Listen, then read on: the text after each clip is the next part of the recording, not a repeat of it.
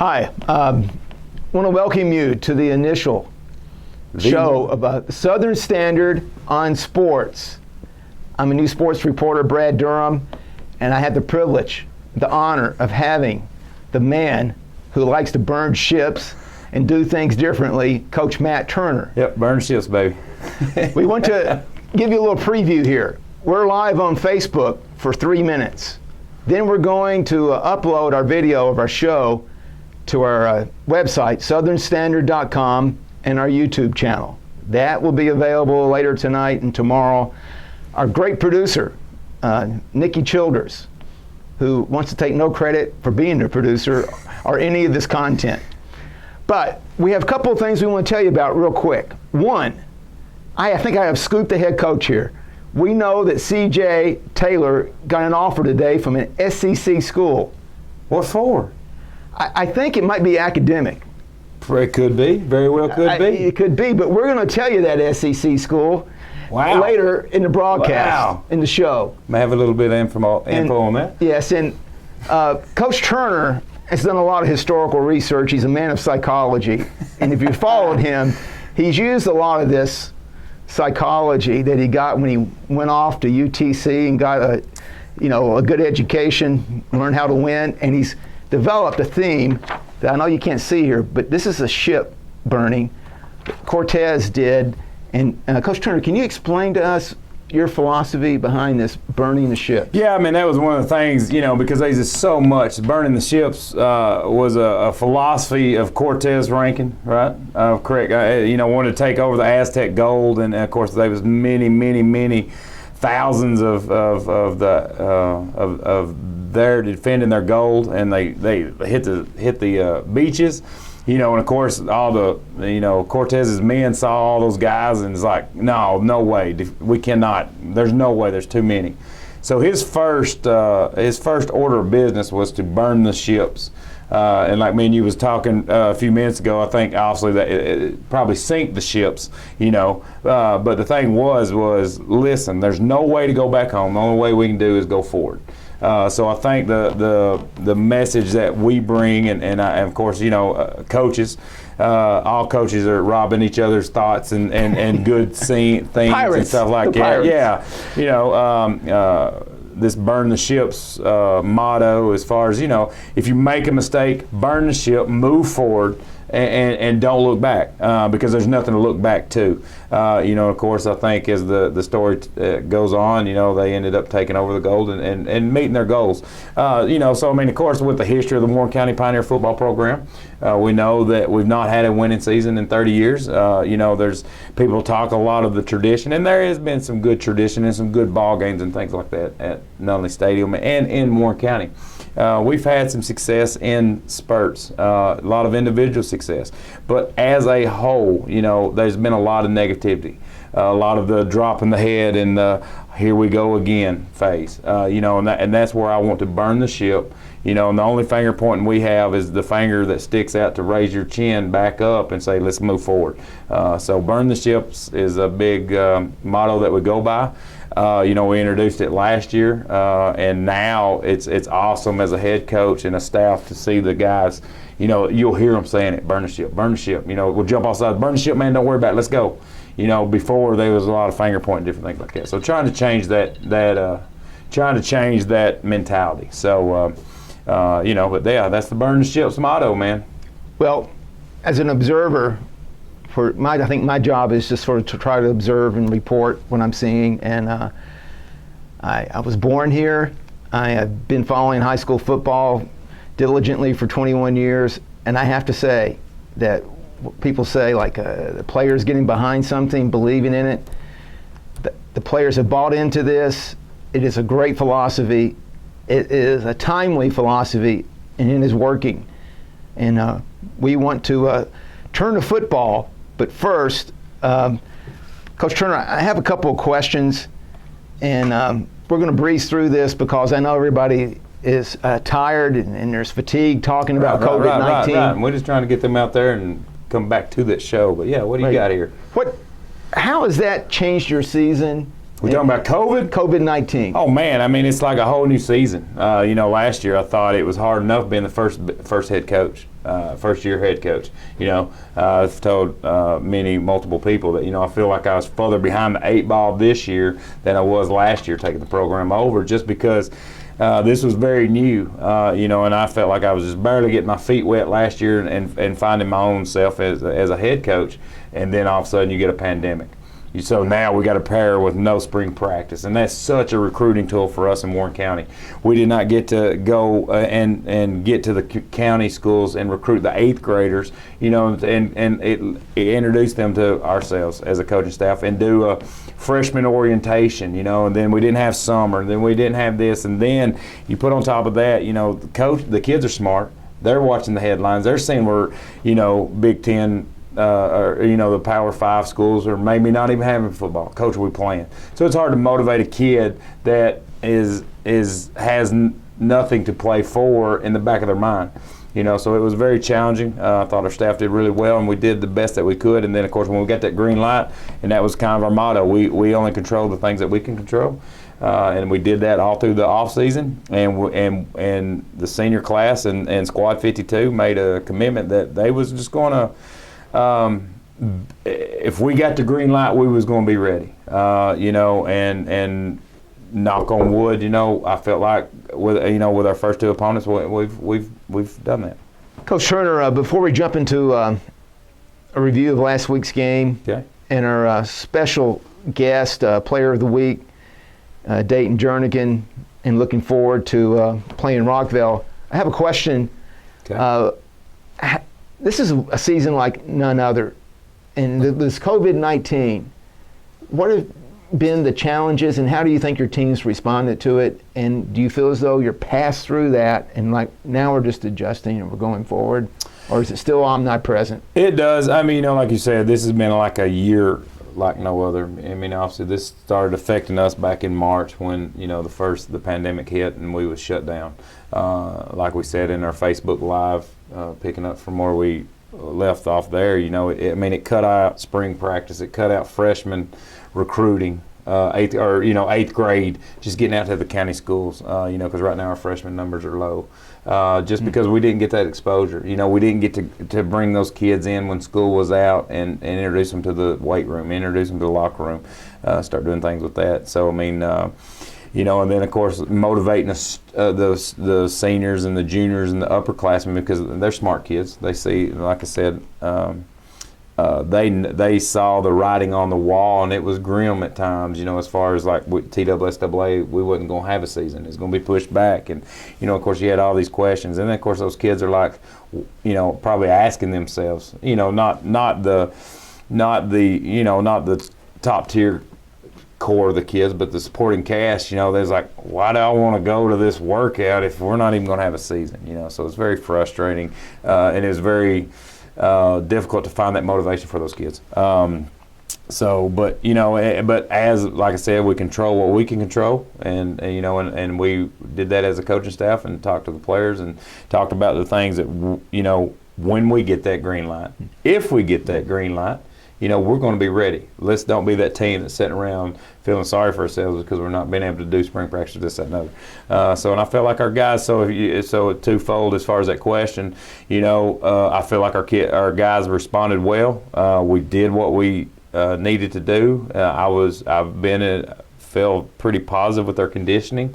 And that's kind of hard to condition when you don't really know what you're conditioning for. If you don't really have that firm, and of course it's, and you could tell the kids' motivation and fortitude towards that really got when they like, okay, we're fixing to kick this thing off, But then, of course, as a coaching staff and as a head coach, going into a game, because technically DeKalb County and Cannon County was kind of like our first 2 scrimmages. We should now. The Warren County football team that we're putting on the field Friday night should be what we should have put DeKalb County. Now, of course, Coach Trapp's team he could be saying the exact same thing. But as far as so I think we've overcome and adjusted that. But I feel like this pandemic is really going to challenge us as a coaching staff off season to recruit and get these numbers up. As far as our freshmen. Of course, we've got a big senior class, and that's helped as far as the immediate effects of this COVID pandemic, but I think the long-term is going to be an uphill battle. One collateral damage that isn't unique to football, I'm seeing this happen in other sports. The JV and freshman teams are not able to play their games. And the decision for that is to hold back because of the COVID-19, right? It has been. It has been. Of course, we technically just have postponed or rescheduled. I mean, because right now they're still in the midst. Our freshman JV was going to go play Franklin County the Monday before DeKalb. We was actually going to play DeKalb counties this Monday today, and of course, that was kind of pushed back, but we do have a scheduled freshman JV game that we're going to hit up the Monday after Labor Day. So, and I think, and we're going to make a push for it because I think teams are doing things right, and programs and schools are trying to do things right as far as our protocols and what we're trying to do. And I feel like we can safely put the kids out on the field, and I feel like coaches are being honest with each other as far as maybe if exposure, because I know I'm not going to expose another team for that purpose, so. What's the plan if a player tests positive? Well, of course, the player tests positive. That plan comes later on. There's a lot of protocols in place prior to that. Obviously, we're following the CDC guidelines and the Warren County guidelines and our school system guidelines. And of course, I'd have to double check, so don't hold me to this, but I'm pretty sure if you test positive, obviously we do the temperature checks. We do all the all the COVID questions and making sure.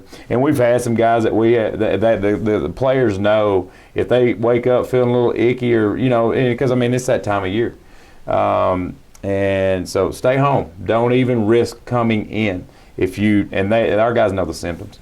So we've had some guys kind of stayed home, but then tummy ache or something like that because they ate. We had one player ate, said, "Coach, I know it was some bad chili dogs I ate the night before, and we made him go home. He, because I've got them in a habit of if they do feel, if there's any symptoms, which right now we know COVID, just about every symptom could be COVID related. So make sure that you stay at home, stay away, stay quarantined from if you have siblings or anything of that nature, and and then let's see if those symptoms go away the next day.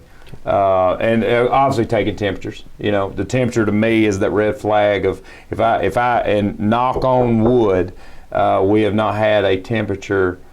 I don't think we've knock on wood, we haven't even had a high temperature in our facility. So that's been awesome.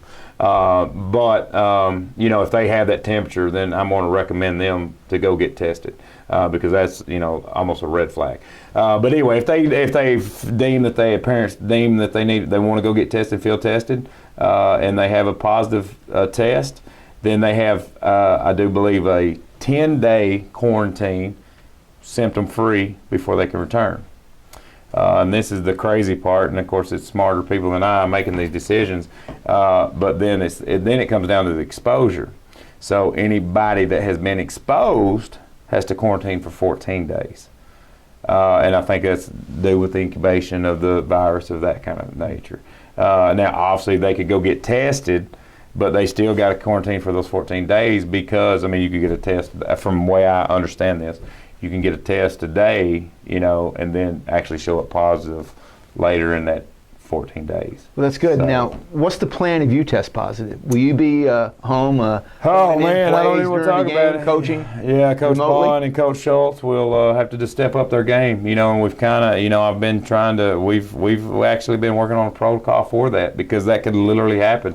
And it could happen out of our control. I think, because, it's, and I think we know as a school system, as a society, it's going to happen. You start bringing people together. Cases are going to happen. I think, this virus has got to run its course. It's kind of like an old farmer said, like with a herd of cattle. This virus is going to run its course. Now I understand why we done what we did to keep the numbers down, flatten the curve, and all of that. We have been practicing a protocol for if that does happen, because of course I teach at the high school. I may have a student that comes in and exposes me, and I have to be quarantined.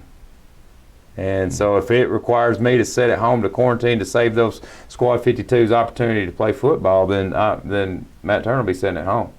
And Matt Turner will be a nervous wreck at home. But I feel like I feel confident in my coaching staff, and they'll take care of business. But yeah, I mean, we'll follow that protocol to the T. Well, so far so good. We're knocking on wood. Knocking on wood. And Coach, there's been some rumors around town today that your quarterback, C.J. Taylor, got his first SEC offer. Yep, I believe so. He did. Very delighted young man in the locker room this afternoon, and excited team for him.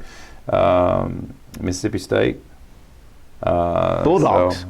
Mississippi State Bulldogs. So I mean, and of course they, and I feel like they saw something in this young man that is obvious. The people of Warren County, the fans, the Pioneers, the guys that's been at the stadium that you see, and he's a good playmaker. He's got a special skill set with the ball, and he makes things happen. And obviously, I think that he's getting recruited. He's not getting recruited as a quarterback. We all know that. He's a defensive guy. And I think, and he's got a special knack for the football and finding the football on defense. Of course, obviously, he's just a pure athlete and can do some special things with it on offense. So, but yeah, he's doing some big things. We've got a bunch of coaches wiring me out. And that's all we're fixing to say. But I think the Bulldogs want to jump in and get that first. Show the love. Show that love early, and hope that rides through, because they feel that because of course everybody asks, where's he been? On that spectrum, we've known about him in Warren County, and we've known about him in the Region 3. Yeah. That's always a question. Who else has offered you? They always want to know that. But the first one, when that first one comes, you can expect more to come. Yeah, and of course he's had some good. Tennessee Tech was actually probably the first one to offer CJ.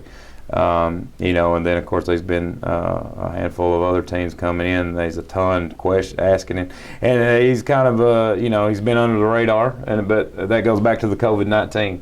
Because there's a set of players, with CJ and Clay and Case and Holder and all these guys. We was going to go get on the recruiting circuit, and that's a spring kind of thing. The rivals, right. the different showcases, no camps. And none of that was happening. So you talk about going back to COVID and even shutting that down. But I was telling the team, so we was talking about the players. I'd get on that coattail of CJ's and ride it, because if they're watching CJ on film, they're watching the Pioneers on film. So that's going to elevate the play of all of our team. So, well, speaking of the Pioneers, Squad 52, you really made a statement this past week at Nunley Stadium. You a 48-0 shutout, and it's really just out of curiosity. Did you sell all the tickets that you had to sell? No, the weather, because we was trying to find out, just how we done, how season passes, and I think everybody was kind of, iffy, or how's this going to work, how's it going to look, and then of course those thunderstorms rolled in, and there might have been some guys headed, because we got that rain delay kind of prior, right, in that right opening.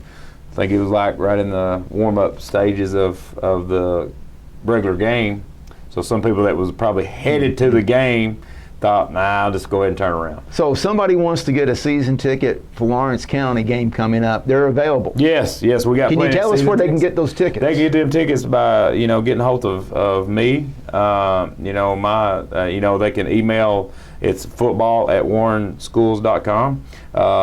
We have a Booster Club account, or we've got multi-social media. And so you can buy them online, right? No, those are the individual. That's okay. The individual game passes.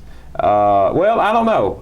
They may sell the season passes. I know it's individual game tickets. Let's say look in the Southern Standard later this week, and we'll have more information about that. That's a good job. And I do know. I don't know if they can. Like I said, I do know they sell the individual tickets, and it's GoFan.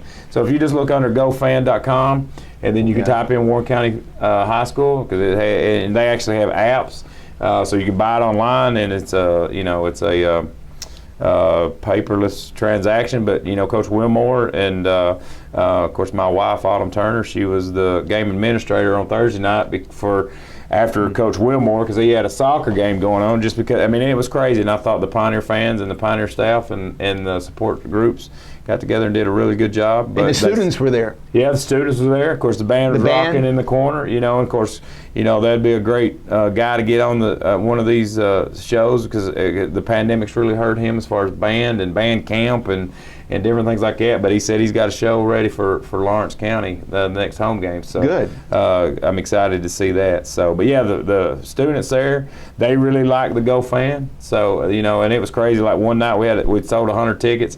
And then Coach Wilmore stood the next morning, it was over 400, and most of those was student tickets. So great. But yeah, the season pass is the way to go. Of course we kind of got to play Russian roulette, I guess, with how many game tickets that you can buy up at the walk-up gate. But I think the temperature checks went well, and of course, I didn't really pay much attention to the crowd once the game got started. Well, they were enthusiastic, and after the game, Coach Turner, I sensed, being the reporter that I am and having great powers of perception, that you were a little dissatisfied and frustrated.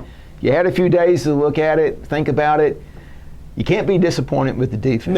No. You're not really disappointed with the points you put on the board. No, sir. What are those mistakes that you saw that you're correcting right now? Well, one of them is looking in the mirror and evaluating myself. As far as the way I handled that at the end of the game. Because I set the standard for the coaching staff and the players pretty high.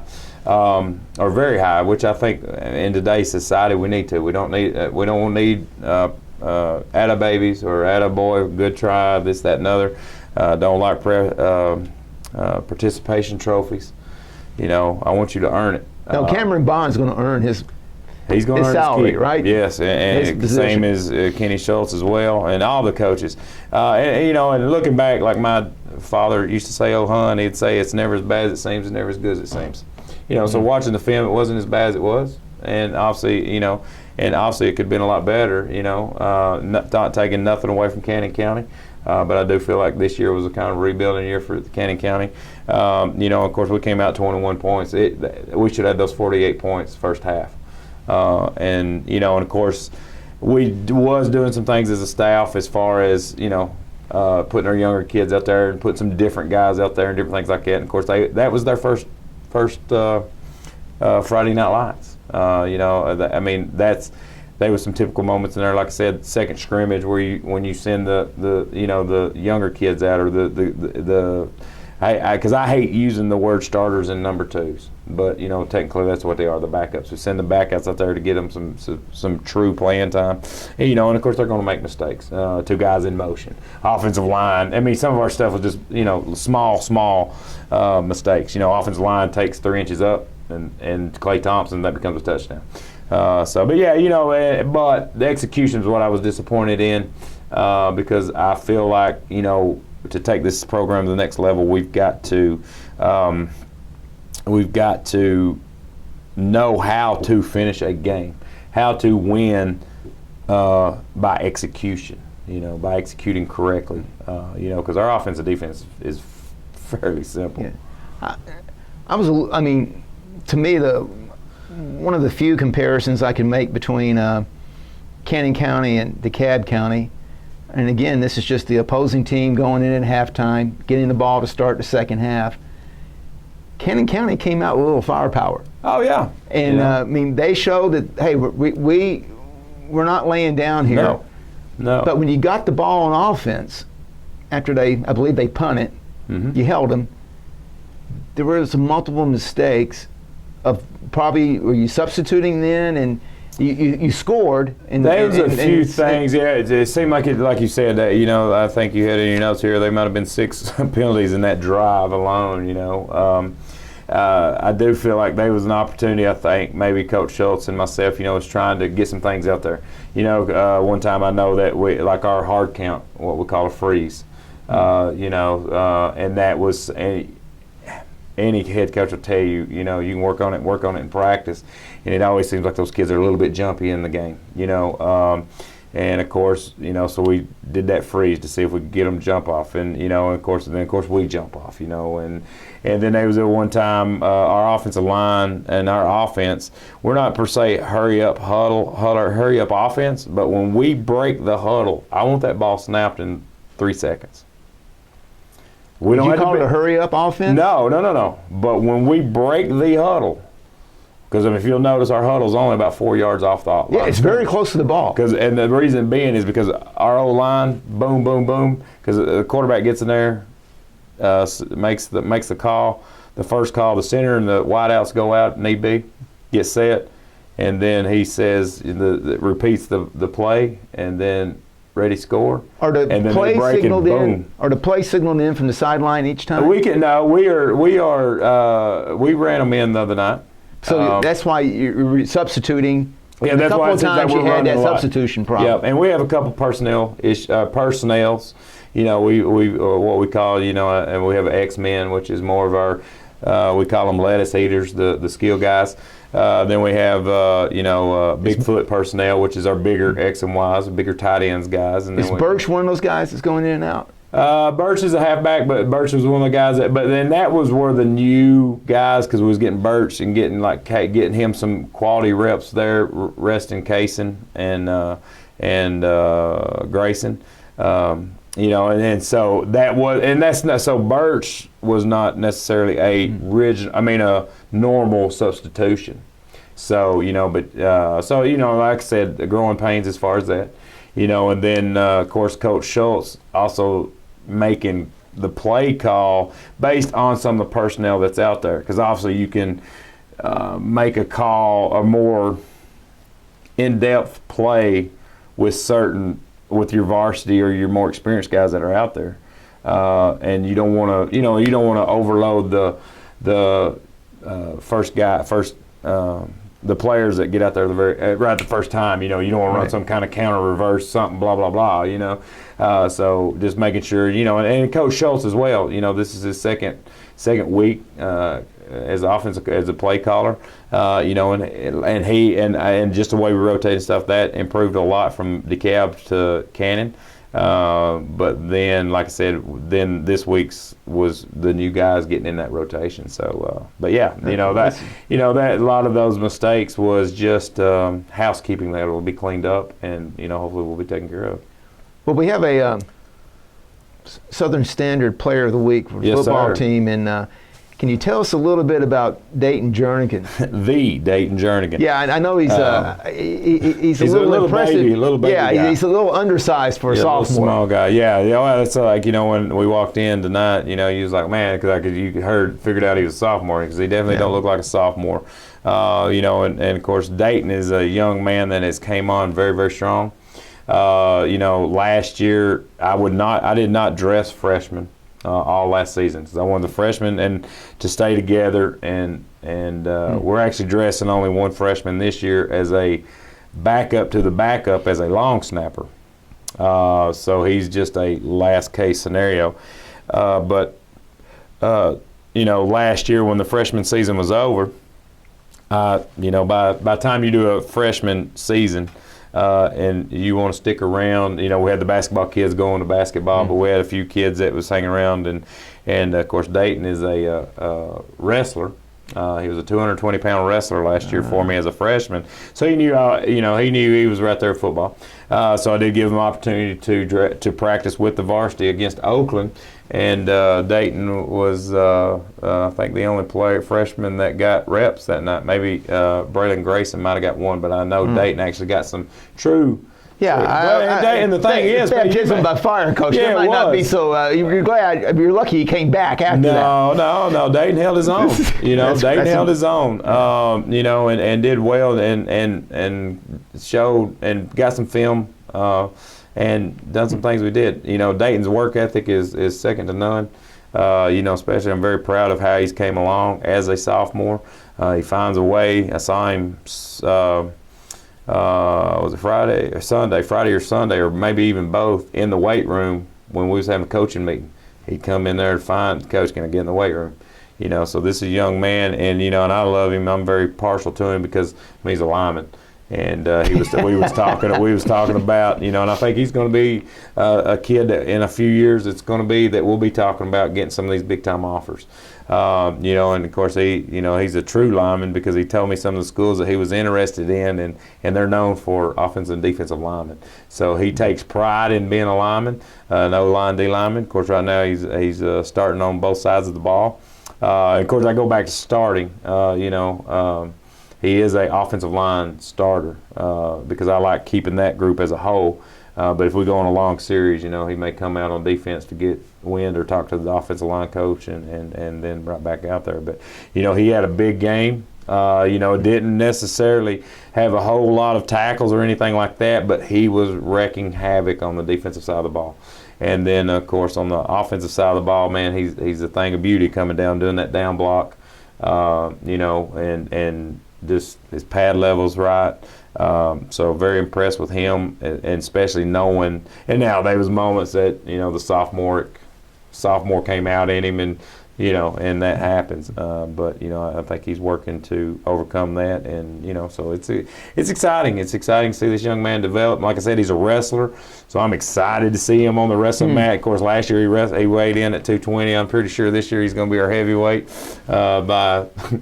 Because there's no way he's, not going to be under 220 this year. Of course, he is Xander Lee's little brother. So I don't know if a lot of people don't know that. So that's kind of an interesting dynamic duo on the field. Of course, Xander's had a little bum knee there. We've had to kind of hash him out. But I feel like Xander's getting back in the groove of things, and we saw that Friday night. So it's going to be kind of neat to see, little brother blocking for big brother. That's cool, and we want to. That's a great introduction. We want to get a few words from Dayton. Yes, sir. I'll step aside and let you guys. I'll zip. I've been told I get to talking a lot, and so I'll let you guys get after it. Good. Well, we'll come back to you and talk about Rockville. Yes, sir. Hi, we're with Dayton Jernigan, a sophomore in Dayton. Can you give us like your what do you call it in football? Your weight and your size. Well, I'm 6'4", 250, 255 pounds, somewhere in that range. How many pounds have you gained since last year? Probably about 30, 40. How did you put those pounds on? Working out and just eating the right things. Like What would you eat? the right type of proteins after I work out, and not just stuff that will get me fat. No, just like a lot of sugars and a lot of sweets, like just the right stuff. And don't get me wrong, there would be times where I would eat those stuff, but You're more dedicated right now, you're saying. yes. Mm-hmm. And when did you get really turned on to football? When did you start playing football? I started playing football when I was 3 in like the flag football, because now you can't do that. It's start at 5, but I started playing when I was 3 years old with the flags and the little helmets that they had. I don't even know what they are now. Well, good. And did you play middle school football? Yes, I did. And can you tell us what position you play on offense and what position you're playing on defense? On offense, I'm playing right tackle, and on defense, it's the nose and defensive tackle. And are you a little, did you start out the season a little nervous? Did you get any butterflies starting as a sophomore? Yeah, I did. There was at one point before the DeKalb game, I was just at home relaxing, waiting for the game, and I almost felt like I was going to throw up because of just the nerves of never playing or just never starting in a football game for varsity high school football, 6A football, and then just having that feeling, just thinking about it, and just going on. And Coach Turner said you're a wrestler. Yes. Mm-hmm. How long have you been doing that? Well, I first started wrestling in 5th grade. I started my first year in 5th grade, and then wrestled the next year in 6th grade. But I didn't wrestle in 7th and 8th, and came back my freshman year last year. So you're really a seasoned athlete here. You've been doing both those sports for quite some time. Mm-hmm. And looking over at your academics and at school, do you have a favorite subject that you take? I really like math, towards more math and science. More of those is my favorite. Like what math are you taking this year? Just algebra. I mean, not algebra, geometry. Geometry. Yes. Mm-hmm. And when you're thinking about this game last week, is there a most memorable moment during the game where you go like, wow, that was something? Oh yeah, there's a memorable moment where I was. Well, there's a few, but one of my favorites was when we were on defense, and I rushed in to get the tackle, and I had the quarterback, the running back, and I had him. He was facing that way, and I had him my belly to his back, and I was just pulling him back towards me, and I just kind of like suplexed him, just for a tackle. Was it number 24? I'm not for sure. It was one of their running backs because they had a big rotation of running backs in that game. Good for you. Mm-hmm. It's exciting. That's like behind the line of scrimmage. Yeah. Mm-hmm. That's really exciting Mm-hmm. for a defensive player. Yes. What are your feelings right now when you've probably been looking at some game film of Rockville? What do they look like to you compared to the two teams you just played, DeKalb County and Cannon County? A big difference, or they have a type of similarity with their linemen. They line up in close splits, like DeKalb and Cannon did. DeKalb, they're kind of spread out more, but Cannon, they're real close, and Rockville splits are real close, and their line, they don't come off the ball as much as the Cannon County or DeKalb. They don't come off the ball as strong, is what I'm seeing mainly. So, As a right tackle, what does that mean for you in terms of your assignments? as my assignments, that was like their offensive line. Oh, okay. Yeah, and for defense, they have some strong rushers coming off the edge, and they're running a 3-3 stack, 3 down linemen, 3 linebackers. I don't know if they are sending linebackers because they do every now and then. And it's me and my left guard, we're going to have to work on communicating and picking up those blitzes, because that's something we had a little trouble with last game, was picking up the blitzes. So that was a good warm-up for this. Yes. Mm-hmm. Well, it's great seeing you. We wish you a lot of luck the rest of the season, and we're going to be paying special attention to you this Friday night, and you're number 60, right? Yes, sir. Mm-hmm. We'll be looking at that number, and thanks for coming by. Thank you for having me. All right, Coach Turner, Yes, sir. first region game. Yes, sir. We're playing a team that, let's face it, they are as hungry for a region win as you are. Yes, exactly. Rick Rice went 0-10 last year. Yep, and that's he's won a not in- state championship before. That's He's not already in won his- his first game this year, Yep. and he's playing at home. Yep, he ain't got that And- home win yet, so. No. So you've been looking at them. I think they got 152 players, 112 on varsity. This is like looking across the field and seeing the Army. Looks like they got They can only A play lot of 11 at a guys. time. They can only play 11 at a time. We'll take 11 at a time and hit them in the mouth, and then get the next 11, hit them in the mouth. So I mean, that's the way we're going to approach it. And we'll get through the 112 or 152, then we'll start over.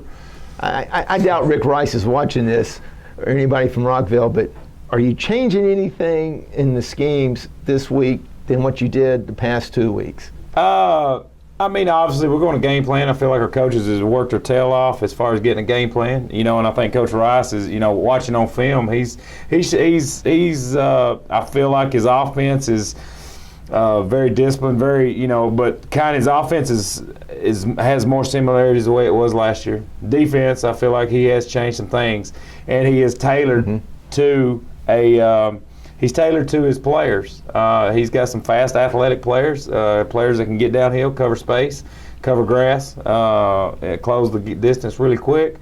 And and he's went with a fun, explosive. I would call it a 3-5-3 defense. It looks like a 3-3.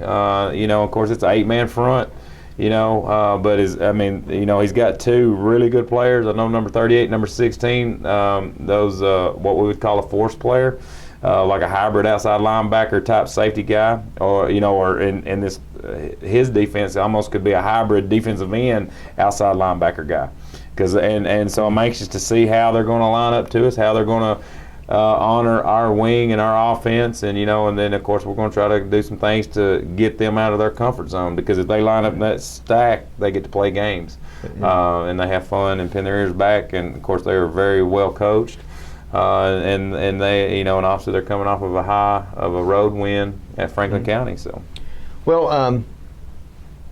I know Coach Rice is very familiar with the region MVP, C.J. Taylor. He saw him last year. Yep. He knows his accolades. Yes, sir. Now he's going to have to sit there and realize he's got these offers. And what he told me to tell you is that he's going to put 13 players on the field at the same time. That's his strategy to stop. Well, CJ. and you may say, and that may be funny. I mean, literally, I think I think his defense can spread, can stretch CJ out, and technically he's got 11 players on that field, but he's got both sidelines. Well, so I think that's his 13 players. Yeah, this is my guy in the stands eating popcorn, watching the game, hearing you a little bit. Here's my conjecture: is that he's going to look at there and he's going to have keys. He's studying film to see your tendencies. Yes, sir. And the tendency is we got to stop number one. Of course. But what you have been doing in your Rick Stewart offense is set around, we got options here. And you started working them in last week. We do. So you don't intend to be one-dimensional. No. Going down the stretch. And of course, that's the thing with our offense. And, and I really do feel like if Klay Thompson doesn't have that hip surgery last year, Klay Thompson is a guy that we're talking a lot about, because he is that guy that's getting the snap. All of our plays are designed for our quarterback to have that run option ability. So it's like that wing tee, we're blocking on angles, but there's a defender out there that we're not blocking on purpose, because whatever that defender does, he can't be right. So in a lot of times, in high school football, they're going to tackle the tailback. They're going to tackle the guy that we're handing the ball off to. But in our offense, if you're that guy that's not getting blocked, we may, if you tackle CJ, we're going to give the ball. If you tackle the tailback, or if you tackle our quarterback, we're going to give the ball. If you go after our running back, we're going to keep the ball. And we've got a lot of wrinkles, and we've got a lot of athletes out there that are hungry. Kason Holder and Klay Thompson and Grayson and Birch and Ryland back there, they're hungry for that ball.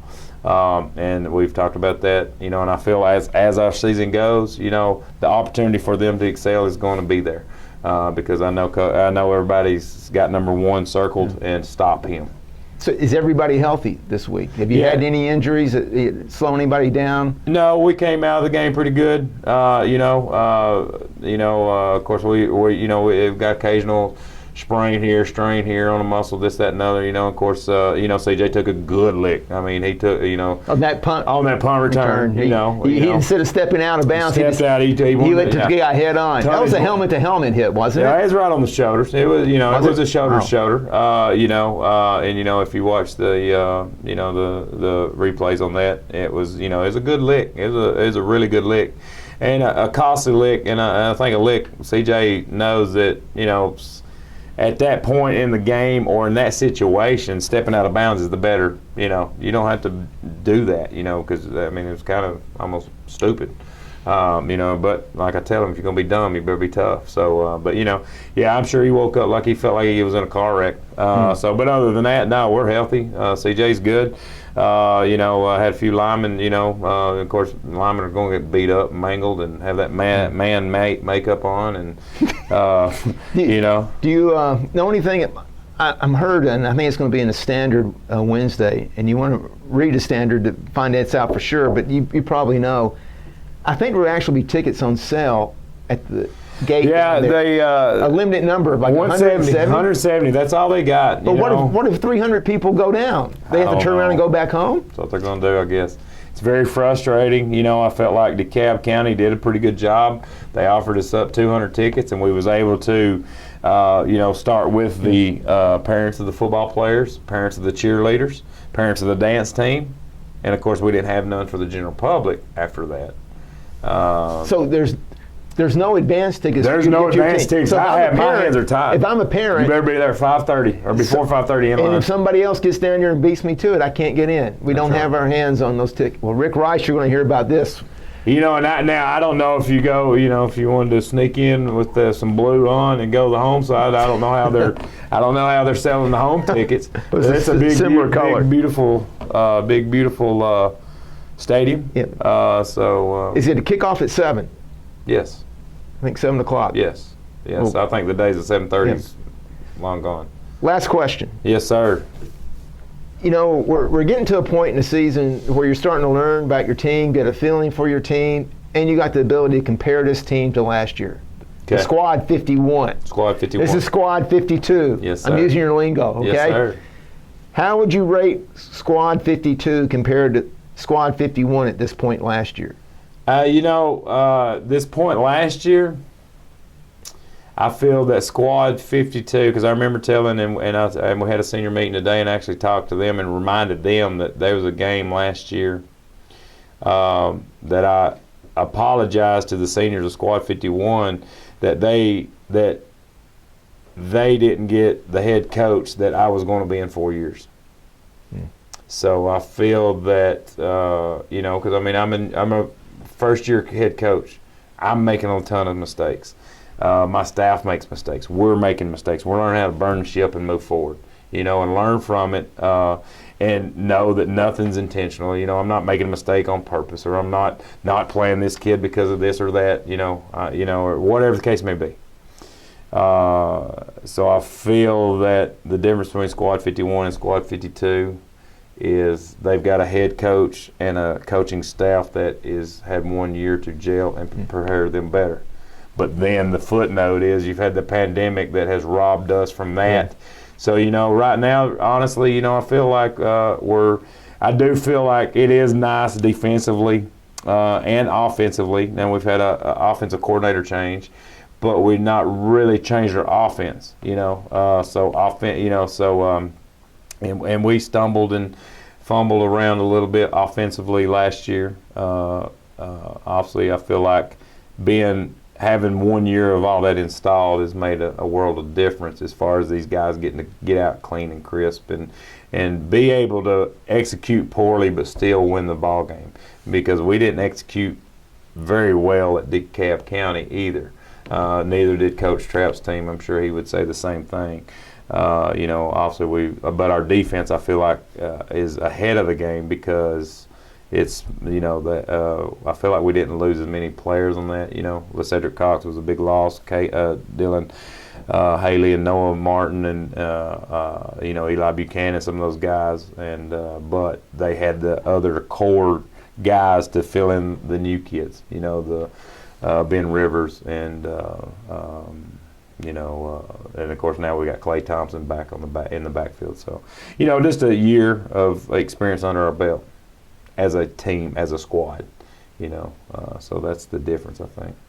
Well, it's going to be exciting because we got a bigger test Bigger this test, week, yes, sir. and it's another Huge test, biggest test. it's of another the season. threshold to cross for this team, and appreciate you coming in. Yes, sir. And we look forward to seeing you next week. Yes, sir. Wish you well this Friday night, and for people who are listening, you heard Coach Turner. You need to get there early. Get there early.